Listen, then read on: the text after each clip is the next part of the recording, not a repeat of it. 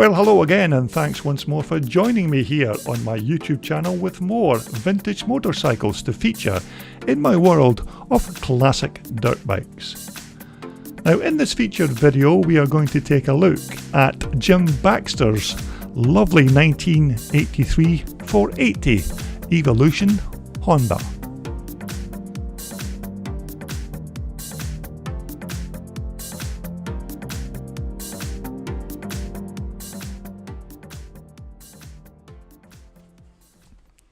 Now, the Honda CR480 had a 472cc motor, and it was just about as straightforward as you could get for an air-cooled single-cylinder reed valve two-stroke powered dirt bike. Now, the engine of course never had any fancy trickery or newfangled exhaust power valves, although this bike would not think twice about pulling your arms out of the sockets when you ranked that throttle back. Now, these CR480s were an absolute beast of a bike when they were first introduced in 1983 and produced tons of raw power, although some would say that this bike was just far too fiery for your average club rider and made it very hard to handle unless you were used to these types of open class motocrossers. But basically this was Honda's attempt to try and copy the legendary 1981 490 Micro, which is of course still regarded as possibly the best motocross bike of all time. Many riders of course still claim that starting this bike was the hardest part of actually owning the machine, because the kickstart was set very high in the engine and quite awkwardly placed, which made getting the motor running quite difficult if you were a bit short on the legs. Although once you had the bike running, it was without doubt a match for absolutely anything else on the track.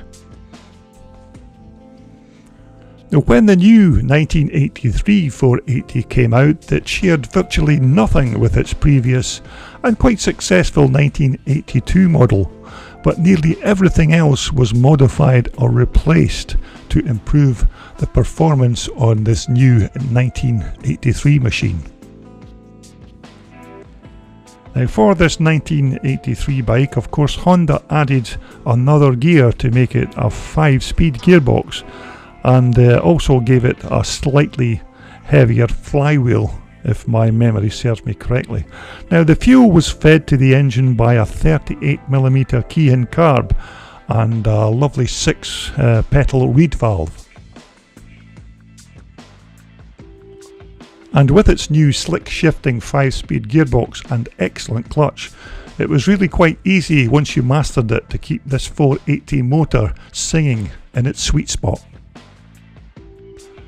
But despite that, many riders say that this 83 Honda was all low to mid-range power, and if you tried to screw it out to the red line, the motor would just blubber and splutter like there was a blockage in the airbox. So most riders overcame this idiosyncrasy by using the extra gears and keeping the revs to a minimum and let the torque off the motor pull you through from turn to turn. And nevertheless, as good as these bikes were, some riders say the suspension was just far too soft for a modern motocross bike.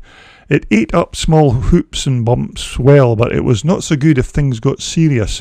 It was said that the suspension needed stiffer springs and revalving to make it a serious contender. But if it was placed on reasonably flat tracks, it was a very comfortable ride.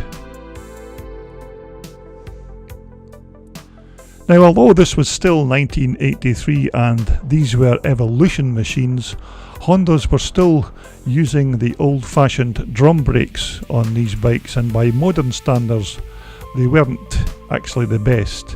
You could lock the front brake if you had muscles like Arnold Schwarzenegger, but it took a very strong hand indeed. But nevertheless, if you kept your mind sharp and thought ahead, the drum brakes could still be of some use to you, although you have to remember that these were still old-fashioned drums and not the more modern disc affairs. Although despite these aforementioned misgivings, these 480 Hondas were still very quick bikes with sharp handling and an excellent spread of raw power if you weren't too excitable on the throttle. Now, many riders across the world rode these fantastic machines. The legendary Danny Magoo Chandler rode one of these bikes while competing in the ABC Sports Superbikes race in 1983. Now, without doubt, in 1983, Honda still hit the sweet spot with this bike. It was light, it was flickable and very fast without being terrifying. But when you add in its fantastic good looks and well thought out design, it is not hard to see why the CR480 remains such a desirable model to this very day. Now, Honda discontinued the 480 two-stroke in 2001 and replaced it with the extremely popular CRF480 four-stroke bike. This, of course, was mounted in a modern alloy chassis consisting of a twin spar alloy frame, but the complete bike was a very much better package and much easier to handle than the old two-stroke counterpart. So there you have it, a very brief but hopefully interesting look at what was essentially still a very quick open class motocross dirt bike from the 1980s. Despite some of its little idiosyncrasies, it was still a potent weapon with the right rider on board. Now, in the case of this video, I didn't have the opportunity to grab a clip of the bike running, although I think I can still do a bit better than that and give you this short clip of the bike in action from 2017.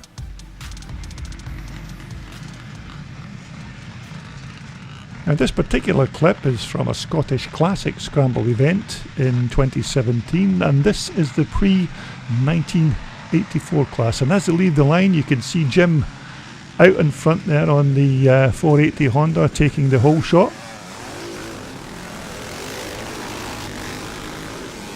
Now, this class on the day, of course, was for all twin shock and some monoshock bikes up to 1984. And as you can see, Jim immediately began having a nice dice with Mark Kenny on his very quick HBF Honda. Now, these two guys had a fantastic scrap throughout the day, and as you can see, Jim is just beginning to stretch the legs of that very, very quick two-stroke 480 Honda motor. Now, these tight and very twisty tracks are not the ideally suited venue for racing these big open class motocrossers. These big 480 Hondas and your 1981 490 Micros love the big open spaces to get the very best out of these very quick bikes.